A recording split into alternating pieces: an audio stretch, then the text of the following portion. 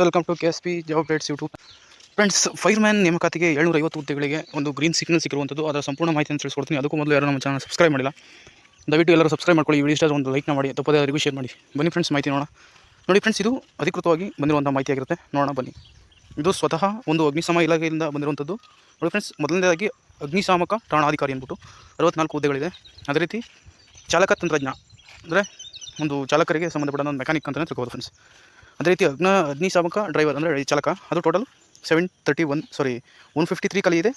ಚಾಲಕ ತಂತ್ರಜ್ಞ 27 ಖಾಲಿ ಇದೆ. ಅಗ್ನಿಶಾಮಕ ಠಾಣಾಧಿಕಾರಿ 64 ಖಾಲಿ ಇದೆ. ಅದೇ ರೀತಿ ಮೇನ್ ಇಂಪಾರ್ಟೆಂಟು ಅಗ್ನಿಶಾಮಕ ಅಂದರೆ ಫೈರ್ಮ್ಯಾನ್, ಟೋಟಲು 731 ಹುದ್ದೆಗಳು ಖಾಲಿ ಇರುವಂಥದ್ದು ಫ್ರೆಂಡ್ಸ್.